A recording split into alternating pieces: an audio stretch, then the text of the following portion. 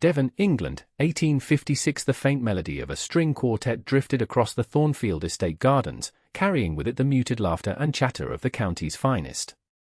Inside, beneath the gleaming chandeliers of Lord Thornfield's ballroom, the annual midsummer ball was reaching its crescendo. It was here, amidst the swirling silks and tailcoats, that Miss Katherine Thorne found herself pressed against the wall, grateful for the momentary reprieve from dancing. "You appear to be hiding, Miss Thorne," came a deep voice from her left. An unusual stance for the daughter of Sir William Thorne.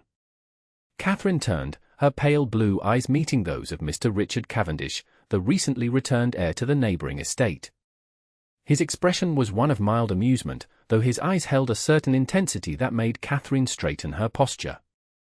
"Not hiding, Mr. Cavendish," she replied, smoothing her cream silk gown. "Merely observing. There is much to learn when one stands still in a room full of movement." "Indeed." He bowed slightly. "And what have you observed this evening?" Katherine's gaze drifted across the room, past the matrons in their plumes and jewels, beyond the young ladies with their practised smiles. "That Lady Harrington's youngest daughter has received 3 proposals this season, all of which she has declined. That Lord Peterson's finances are not as secure as he pretends, given the repetition of his wife's gowns. And that you, sir, have been watching me since you arrived." Richard's eyebrows rose, but a smile played at the corners of his mouth. "Direct as ever, Miss Thorne. Some things never change. 7 years abroad has not dulled your memory, then?" "Not of certain matters." He glanced toward the dance floor. "The country dance is beginning. Would you do me the honor?" Katherine hesitated. 7 years prior, Richard Cavendish had left England under circumstances that had set the county's tongues wagging for months. The son of the late Earl of Wellsborough had departed without explanation, leaving his mother to manage the estate in his absence. Rumours had swirled: gambling debts, a duel over a woman's honour, a falling out with his father before the Earl's untimely death. Whatever the truth, Richard Cavendish had returned a changed man, his boyish features hardened into those of a gentleman who had seen much of the world. "I would be delighted," she finally answered, placing her gloved hand in his. As he led her to the floor, Katherine felt the eyes of the assembly upon them. The prodigal son and the spinster daughter of Sir William Thorne, it was fodder for gossip already. "You must know your return has caused quite the stir," she said as they took their positions opposite one another. "I expected nothing less from Devonshire society," he replied, the music beginning. "Though I confess I did not return for their amusement." They moved through the figures of the dance, their hands meeting briefly before parting again. Katherine noticed the calluses on his palm, unusual for a gentleman of his standing. "Your hands speak of labour, Mr. Cavendish. A man cannot maintain gentlemanly softness when working the land in the colonies." "Is that where you've been?" "The colonies?" His expression darkened momentarily. "Among other places. The world is vast beyond these gentle hills, Miss Thorne." They separated as the dance required, and Katherine found herself partnered briefly with Lord Peterson's son before returning to Richard. "And what of you?" he asked when they came together again. "I heard no news of your marriage during my absence." "There was none to hear," she replied simply. "Not all women rush to the altar at the first opportunity. Even at the advanced age of 26." Katherine's cheeks flushed. "Even then, sir." The dance brought them together once more, his hand at her waist firmer than propriety strictly allowed. "Forgive me," he murmured. "I meant no offence." "None taken," she lied, her voice cooler than before. As the music concluded, Richard bowed deeply. "Thank you for the dance, Miss Thorne. Perhaps we shall have another before the evening ends." But Katherine excused herself, retreating to the garden terrace where the summer night air might cool her burning cheeks. She had forgotten how direct Richard Cavendish could be, how his gaze seemed to strip away pretense. They had been friends as children, before the complications of adulthood and society's expectations had driven wedges between families. Before his mysterious departure had severed their acquaintance completely. "Katherine, there you are." Her younger sister, Lydia, rushed to her side, her cheeks flushed with excitement. Did I see you dancing with Mr. Cavendish? Mother is beside herself. It was merely a country dance, Lydia. Nothing more. But he's been away for so long, and the stories are likely exaggerations, Catherine interrupted. Mr. Cavendish was always the subject of gossip, even before he left. But father said, Lydia. Catherine's tone brooked no argument. We would do well to remember that rumours often bear little resemblance to truth. Her sister looked unconvinced but was distracted by the approach of their mother, Lady Thorne, a woman whose ambitions for her daughters had only intensified as Catherine had remained unwed. Catherine, what were you thinking? Lady Thorne hissed, gripping her daughter's arm. Dancing with Richard Cavendish, of all people. Have you forgotten the scandal? I have forgotten nothing, mother, Catherine replied evenly. But neither will I snub a man who has offered no personal offence to me. His very presence is an offence. After what happened with your father's investments, that was never proven, Catherine cut in, lowering her voice as a couple strolled past. And I will not condemn a man based on conjecture. Lady Thorne's lips thinned to a disapproving line. Your father will hear of this. Now come inside before your absence is noted. Catherine followed her mother and sister back to the ballroom, her thoughts in tumult. Her father had indeed lost a significant sum when the elder Cavendish died, investments that had somehow vanished in the aftermath. Many had suspected the son's involvement, pointing to his hasty departure as evidence of guilt. But Catherine had never been fully convinced. The remainder of the evening passed in a blur of forced smiles and polite conversation. Richard did not approach her again, though she felt his eyes on her more than once. As the Thorne carriage rolled away from Thornfield at evening's end, Catherine gazed back at the illuminated manor house, wondering what had truly brought Richard Cavendish back to Devonshire, and why, after all these years, the mere touch of his hand could still make her heart race. The following week brought an invitation that set the Thorne household abuzz. The Dowager Countess of Wellsborough, Richard's mother, was hosting a small gathering at Cavendish Hall, the first such event since before the Earl's death. We shall decline, of course, Sir William Thorne declared over breakfast, slapping the invitation down beside his plate. But father, Lydia protested, everyone will be there. The Petersons, the Harringtons, I care not if the Queen herself is attending, Sir William cut in. The Thornes will not set foot in that house while Richard Cavendish resides there. Catherine, who had been quietly spreading marmalade on her toast, set down her knife. May I ask why, father? You have never fully explained your quarrel with the Cavendish family. Sir William's face reddened beneath his grey whiskers. It is not a matter for young ladies to concern themselves with. I am 26, hardly a young girl. And if I am to understand why we must snub a family we once called friends, I believe I deserve an explanation. Lady Thorne gasped at her daughter's impertinence, but Sir William regarded Catherine with a mixture of irritation and grudging respect. Very well, he said after a moment.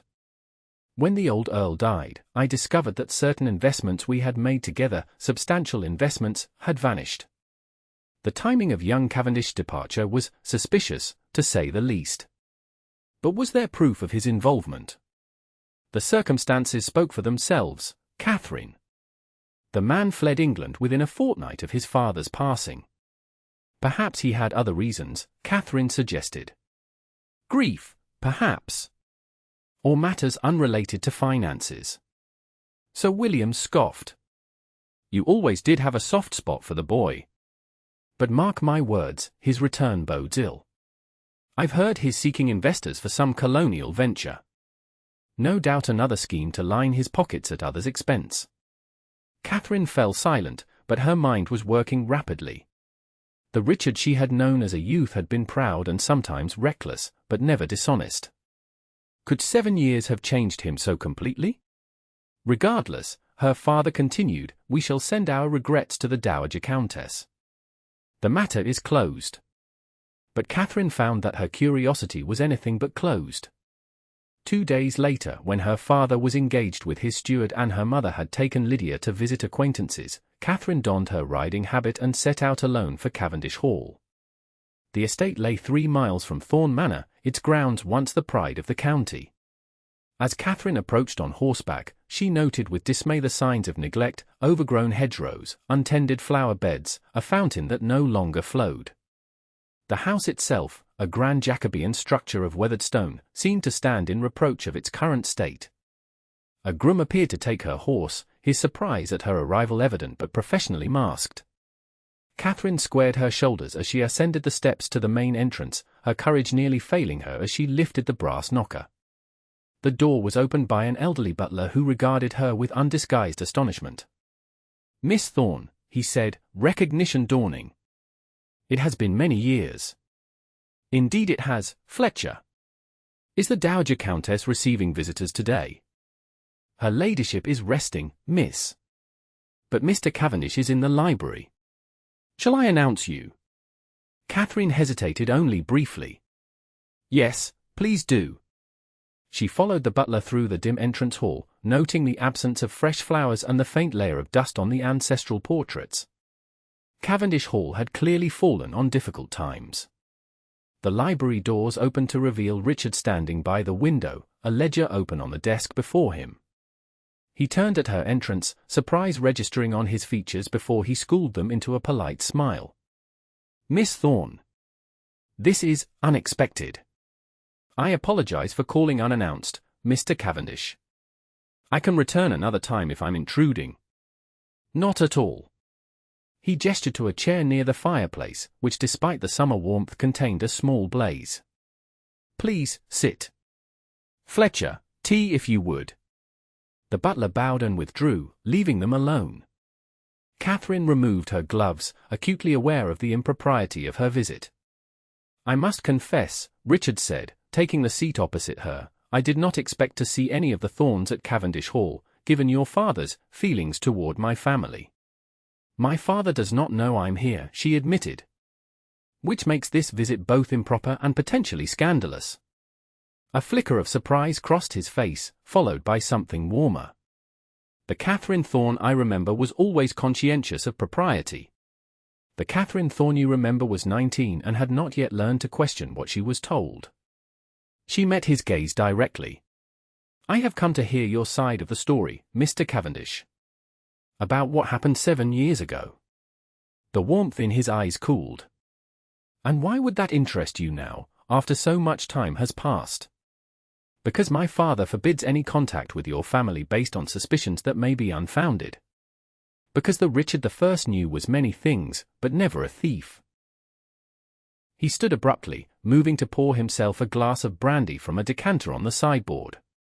He did not offer her one, which was just as well. "Your father believes I stole from him. He believes certain investments disappeared at the time of your father's death, and that your hasty departure was connected." Richard laughed, a harsh sound without humor. "Of course he does. And it never occurred to him to simply ask me. Would you have answered truthfully if he had?" He turned to face her, brandy untouched in his hand. "We shall never know, shall we? But I find it interesting that you, of all people, have come seeking answers after 7 years of silence." Catherine felt her cheeks warm. "I wrote to you. Twice." The letters were returned unopened. His expression changed, confusion replacing anger. "I received no letters." They stared at each other as the implication hung in the air. Someone, his mother, perhaps, or her father, had intercepted their correspondence. The arrival of tea broke the tension, Fletcher setting the tray between them with practiced efficiency. When they were alone again, Richard spoke, his voice lower. "I left England because I discovered something about my father that I could not reconcile. Something that made it impossible for me to step into his role as Earl without first atoning, I suppose." "What could possibly? My father was not the man people believed him to be," Richard interrupted. "His investments, his businesses, much of it was built on deception. Including his partnership with your father." Catherine set down her teacup, her hand trembling slightly. "What are you saying?" "I'm saying that your father lost his money because my father misappropriated it. And when I discovered this after his death, I could not stay and inherit the fruits of such dishonesty. So you ran away." The accusation slipped out before she could stop it. Richard's jaw tightened. I left to make things right.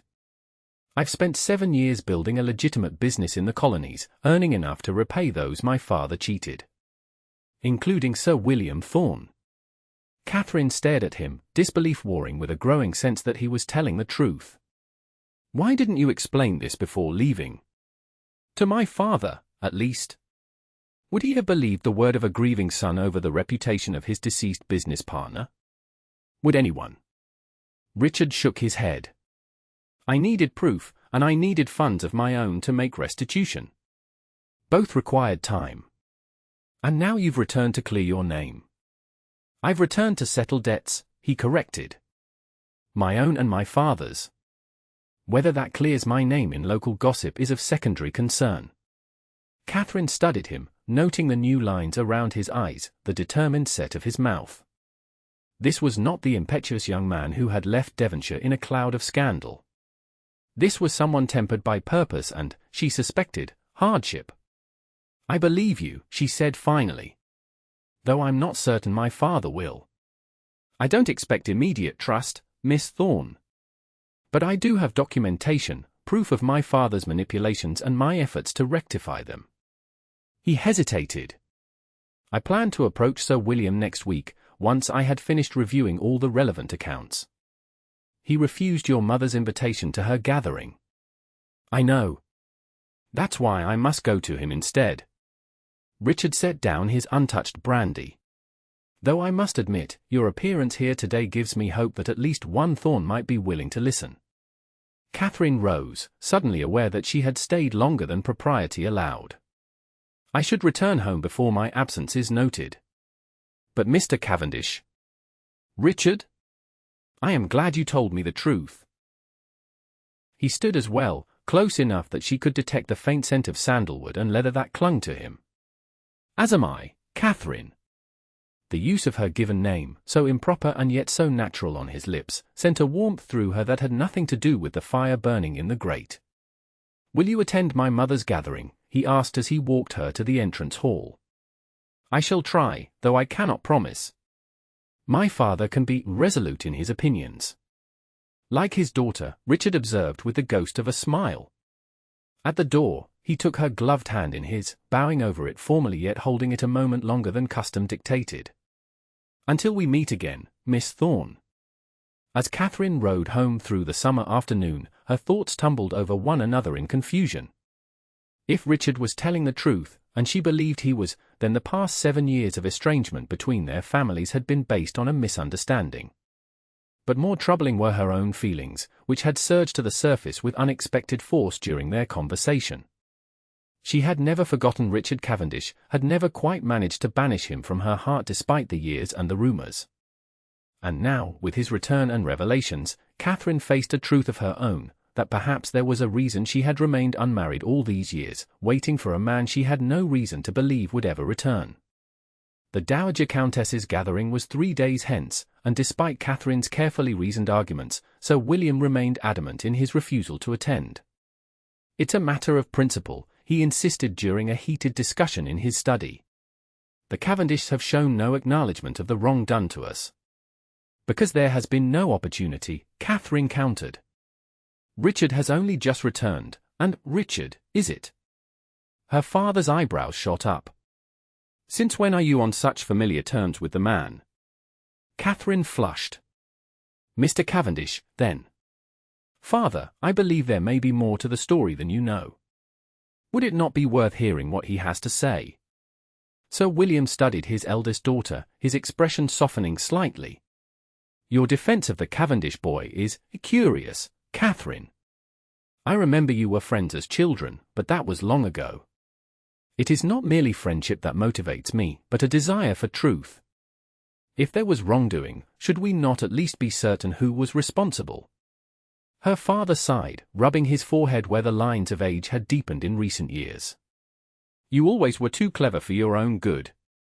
Very well. I will not attend the Dowager's gathering, but I will not prevent you and your sister from going with your mother, if she agrees.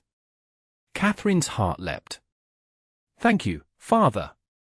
But, he cautioned, raising a finger, I expect you to comport yourself with dignity. No private conversations with Richard Cavendish. Whatever he wishes to say to our family can be said to me directly, at a time of my choosing.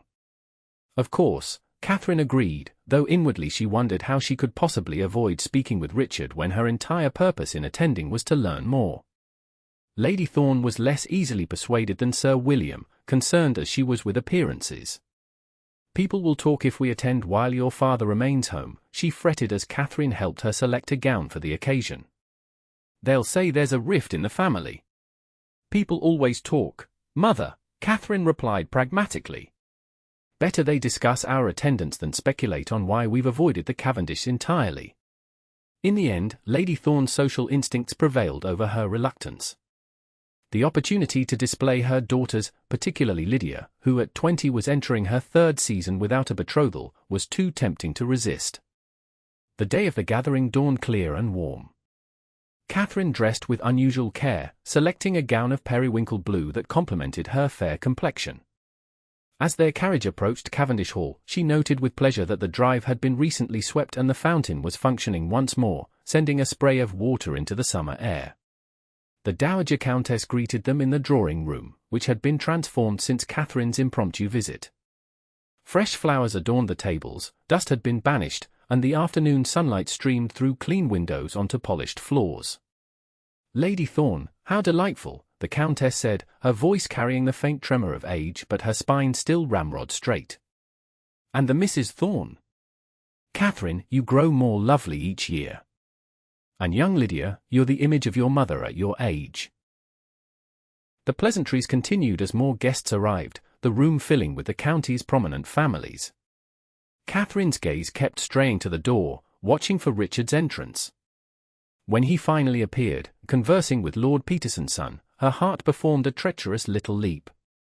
He was dressed impeccably in a dark coat that emphasized the breadth of his shoulders, his chestnut hair neatly trimmed. As if sensing her regard, he looked up, their eyes meeting across the room. He inclined his head slightly in acknowledgement before returning to his conversation.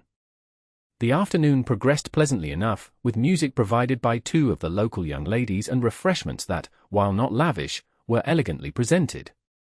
Katherine managed to exchange a few words with Richard during a general circulation of the guests, but true to her promise to her father, she avoided any private conversation. It was as the gathering was drawing to a close that the opportunity arose.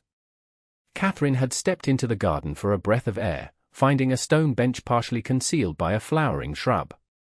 She had been seated for barely a minute when Richard rounded the corner, stopping short at the sight of her. "Miss Thorne. I had begun to think you were avoiding me." "Not avoiding, Mr. Cavendish. Merely keeping a promise to my father." "Ah." He gestured to the bench. "May I?" She hesitated, then nodded, shifting slightly to accommodate him while maintaining a respectable distance. "I'm glad you came today," he said after a moment. "Your presence has made my mother happier than I've seen her in years." "The Countess has always been kind to me," Katherine replied. "I was sorry to lose her friendship when circumstances changed." Richard looked out over the garden, which showed signs of recent attention but still bore the marks of long neglect. "I've requested an appointment with your father. Tomorrow morning, if he'll see me. He has agreed to hear you out, though I should warn you he remains skeptical. As he should be. Trust, once broken, is not easily restored." They sat in silence for a moment, the distant sounds of the gathering floating through the open windows of the house. "Katherine," Richard began, then corrected himself. "Miss Thorne. There is something I wish you to know, regardless of how your father receives me tomorrow." She turned to face him, struck by the earnestness in his expression. "Yes?" 7 years ago, when I made the decision to leave England, there was another reason besides my father's misdeeds. A more personal reason. Katherine's pulse quickened. "And what was that?" "I had intended to ask for your hand." He spoke the words simply, without dramatics, yet they landed with the force of revelation. "But when I discovered what my father had done, particularly to your family, I knew I could not approach you or your father honorably. Not while the shadow of my father's actions hung over me." Katherine stared at him, speechless. All those years ago, when she had been a girl of 19 with dreams and hopes centered on the handsome heir to Cavendish Hall, he had shared those feelings. And then he had vanished from her life without a word. "You might have told me," she said when she found her voice. "Written, at least. And bound you to a man with no fortune and a tarnished name? A man who did not know when or if he could return." He shook his head. "It would have been selfish beyond measure."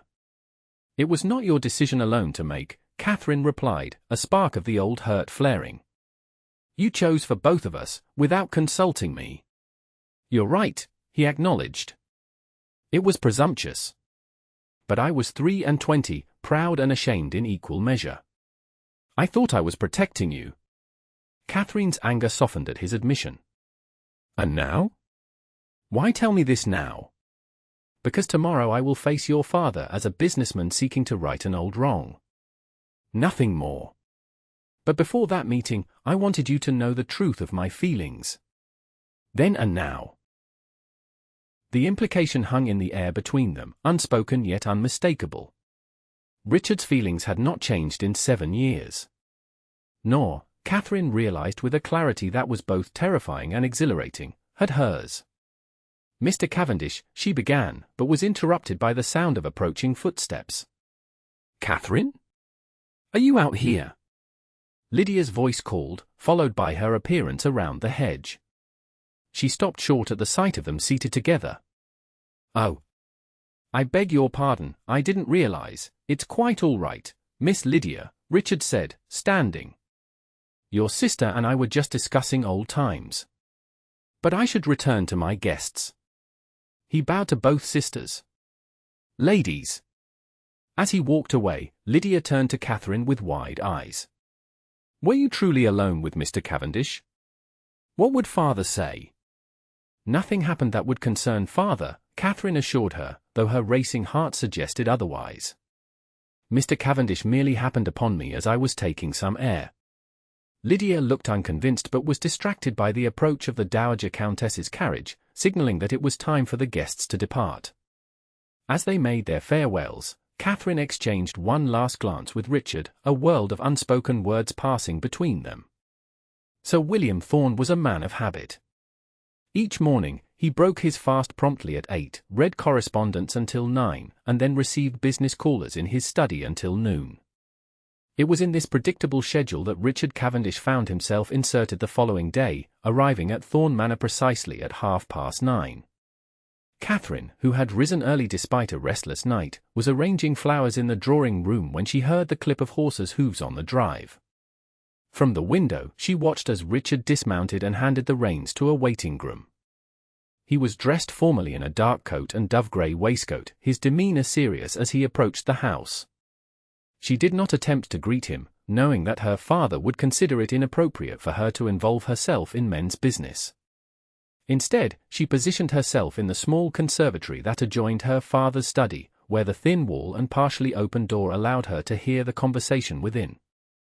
Fletcher announced Richard with formal correctness, and there was a pause before Sir William's voice invited him to be seated. "Mr. Cavendish," her father began, his tone neutral but cool. "I understand you wish to discuss a matter of business." "Indeed, Sir William. A matter that has been too long delayed." There was a rustle of papers. "I have brought documentation that I believe will be of interest to you, regarding certain investments made with my late father." "The investments that mysteriously vanished upon his death," Sir William observed dryly. "The investments that my father misappropriated during his lifetime," Richard corrected. "Along with funds from several other gentlemen in the county." There was a moment of silence, and Katherine could almost see her father's expression of disbelief. "You expect me to believe that the Earl of Wellsborough, a peer of the realm and my friend of 20 years, was, what? Embezzling from his associates? I expect you to examine the evidence, sir. My father maintained 2 sets of books. One for public consumption, and one that recorded the true state of his affairs. I discovered the latter after his death." More rustling of papers, followed by the sound of her father rising to pace the room, another of his habits when agitated. "And you expect me to believe that you, his son and heir, knew nothing of this until after his passing?" That you fled England not out of guilt, but out of some noble quest for restitution. I understand your skepticism, Richard replied evenly. But yes, that is precisely what happened. I could not in good conscience inherit my father's title and estates knowing they were built on deception. So I left to make my own fortune, intending to repay those who had been wronged. A convenient story. The truth rarely conforms to convenience, Sir William. But I have brought more than just accusations and explanations. I have also brought this. There was a pause, and Katherine wished desperately that she could see what was happening. Then came her father's voice, noticeably subdued. This is a bank draft. For the full amount of my investment, plus interest. Yes, sir. The fruits of 7 years' labor in the colonial timber trade. I have similar drafts for the other affected parties, though yours was the largest sum by far. Another lengthy silence followed, broken finally by the sound of her father sitting heavily in his chair. I don't know what to say, Cavendish. This is unexpected. You need say nothing, sir. The money is rightfully yours. I only ask that you consider the possibility that you have misjudged me these past years. Sir William cleared his throat. If what you say is true, and this draft suggests it may well be, then it seems the misjudgment has been substantial. But surely you understand my suspicions? The timing of your departure was dictated by my discovery of my father's duplicity, yes. Had I been thinking more clearly, perhaps I would have approached you before leaving. But I was young, ashamed, and determined to right the wrong in my own way. Katherine heard the sincerity in Richard's voice and silently urged her father to hear it too. A moment later, her father spoke again, his tone markedly warmer. Your father was my friend, Richard. Despite our business dealings, I valued his companionship. To learn that he betrayed that friendship, it's a bitter pill. For me as well, sir. He was, for all his faults, my father. Yes, well. There was a shuffling sound, as if Sir William was organizing papers on his desk. I shall need to review these documents thoroughly, of course. And consult with my solicitor. Of course. Take all the time you need. The draft is yours regardless. And what of you? Do you intend to remain in Devonshire now? Resume your place as the Earl. The title is mine by law, though I've had little interest in using it. As for remaining, there was a hesitation in Richard's voice. That depends on certain, personal matters I hope to resolve. Katherine's heart quickened at these words, wondering if she was the personal matter to which he referred. I see. Her father's tone suggested he might understand more than was explicitly stated. Well, should your review of these documents confirm what you've told me today, I see no reason why relations between our families cannot be normalized. I would welcome that, Sir William. More than you know. The conversation concluded with formal pleasantries, and Katherine quickly retreated from the conservatory before either man could discover her eavesdropping. She made her way to the garden, needing fresh air to calm her racing thoughts. What did this mean for her? For them? Richard had all but declared his feelings the day before, but would her father accept a salute from the Cavendish heir, even if his name was cleared? She was still pondering these questions when she heard footsteps on the gravel path. Looking up, she saw Richard approaching, his expression serious but his eyes alight with something that might have been hope. Miss Thorne, he said, stopping a respectable distance away. I hope I'm not intruding. Not at all, she replied, gesturing to the bench beside her. I was just enjoying the morning air. And not, perhaps, waiting to hear the outcome of my meeting with your father. There was a teasing note in his voice that reminded her of the boy she had known years ago. Katherine smiled despite herself. I may have had some interest in the matter. He sat beside her, maintaining propriety but close enough that she could sense the tension in his body. Your father has agreed to review my evidence. It's a start. And the bank draft? That was unexpected. Richard glanced at her sharply. How did you know about that? Katherine flushed.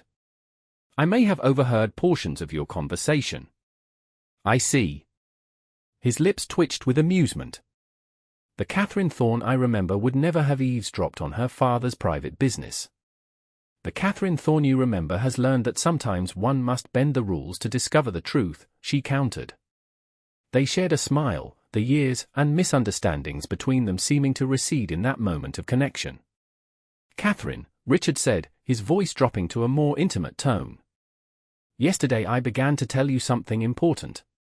About my reasons for leaving, and my reasons for returning. You said you had intended to ask for my hand, she replied softly. Before you discovered your father's actions. Yes. And now that I have begun to make amends for those actions, I find that my original intention remains unchanged. He shifted to face her more directly. I returned to England with two purposes, to repay my father's debts, and to discover if the woman I left behind might still hold some regard for me. Catherine's breath caught. And have you discovered the answer to your second question? I believe I glimpse it in your eyes, he said, his gaze searching her face. But I would hear it from your lips. She hesitated, 7 years of doubt and longing warring with the propriety ingrained since childhood. My regard has never wavered, she finally admitted. Though there were times I wished it had, for the sake of my peace of mind. Relief washed over his features. Then I have not been a fool to hope. Hope for what, exactly? Katherine asked, needing to hear the words plainly spoken. Richard took a breath, as if gathering his courage. I had thought to approach your father formally, once my name is cleared. To ask his permission to court you, with the intention of making you my wife. The directness of his statement sent a thrill through her. And if I were to encourage such an approach? Then I would count myself the most fortunate of men, he replied simply. They sat in silence for a moment, the enormity of what had passed between them settling like a mantle around their shoulders. Then Katherine spoke, her voice steady despite the tumult of her emotions. My father is a proud man, but fair. If your documents prove what you claim, I believe he will accept your suit. And you? Would you accept it? Katherine met his gaze, allowing him to see the depth of feeling she had kept hidden for so long. I have waited 7 years, Richard. I find I have little patience for further delay. His smile was like the sun breaking through clouds. Then I shall speak to your father at the earliest opportunity. Once he has verified my claims, of course. Of course. She returned his smile, happiness bubbling up within her like a spring. In the meantime, perhaps you and your mother might join us for dinner? As a first step toward normalizing relations between our families. I would be honored. And I believe my mother would be delighted. As they walked together toward the house, maintaining a proper distance but with hearts drawing ever closer, Katherine reflected on the strange twists of fate that had separated them for 7 years only to bring them back together at last. A country dance at Lord Thornfield's ball had rekindled a connection that had never truly been broken, setting in motion events that would change both their lives forever. The verification of Richard's claims took less than a fortnight. Sir William's solicitor confirmed the authenticity of the late Earl's secret ledgers, and the bank drafts Richard had provided were honoured without question. Throughout the county, the story spread rapidly, not of Richard Cavendish's disgrace, but of his integrity in making right his father's wrongs. Society's opinion shifted with remarkable speed. The man who had been viewed with suspicion and whispered about behind fans was now lauded as a model of filial piety and honourable conduct. Invitations poured into Cavendish Hall, and the Dowager Countess found herself once again at the centre of local social life. For Katherine and Richard, these weeks were a time of rediscovery. With her father's blessing, Richard called at Thorne Manor frequently, often joining the family for dinner or accompanying them on outings. Under the watchful but increasingly approving eyes of her parents, Katherine and Richard rebuilt the friendship of their youth while nurturing the deeper feelings that had grown in their years apart. It was during the midsummer festival, exactly 1 month after their encounter at Lord Thornfield's ball, that Richard formally asked Sir William for permission to court Katherine with the intention of marriage. The request was granted with surprisingly little hesitation, Sir William having been thoroughly won over by Richard's honourable actions and evident devotion to his daughter. That evening, as lanterns illuminated the village green and local musicians played for the traditional country dances, Richard led Katherine away from the festivities to a quiet spot beneath an ancient oak tree. "Do you remember," he asked, taking both her hands in his, "when we were children, how we would climb this very tree and declare it our castle?" Katherine laughed, the sound carrying on the summer breeze. "I remember you falling and breaking your arm when you claimed to be a knight scaling the walls. And you tearing your dress to make a sling," he added, smiling at the memory. "Your mother was furious. But my father said it showed practical thinking." She squeezed his hands. "We were good friends then, weren't we? Before complications of status and expectations came between us. We were. And I believe that friendship is the strongest foundation for what I hope will follow." Richard's expression grew serious as he lowered himself to one knee before her. "Katherine Thorne, I have loved you since we were scarcely more than children. 7 years apart has only strengthened that love. Will you do me the very great honor of becoming my wife?" Katherine looked down at him, this man who had journeyed so far and overcome so much to return to her. The answer that rose to her lips came from the depths of her heart, unhindered by doubt or reservation. "Yes, Richard. Nothing would make me happier." He rose and drew her into his arms, propriety momentarily forgotten as their lips met in a first, tender kiss. When they parted, breathless and smiling, the music from the festival seemed to swell around them, celebrating their joy. "Shall we return to the dancing?" Richard asked, offering his arm. "I believe I promised you a country dance, after all." "Indeed you did," Katherine replied, taking his arm. "And this time, I intend to hold you to all your promises." As they rejoined the festivities, moving together through the figures of the dance that had brought them back together, Katherine reflected on the journey that had led to this moment. From childhood friendship to youthful attraction, through misunderstanding and separation to renewed connection and deepening love, their path had been neither straight nor easy. But as Richard's hand found hers in the movements of the dance, his eyes never leaving her face, she knew with absolute certainty that they had arrived exactly where they were meant to be. The announcement of their engagement was met with universal approval, even from those who had been quickest to condemn Richard upon his return. The wedding was set for the autumn, when the Devonshire countryside would be ablaze with colour, a fitting backdrop for a love that had weathered storms and emerged stronger for the tempest. And when the day came, as Katherine walked down the aisle of the village church toward Richard waiting at the altar, she felt the rightness of it settle in her soul. They had found their way back to each other against all odds, guided by a bond that had never truly broken despite time and distance. Two souls who were always meant to be together, reunited at last by a country dance and the courage to seek truth beyond rumor, to find love beyond misunderstanding, and to build a future beyond the shadows of the past.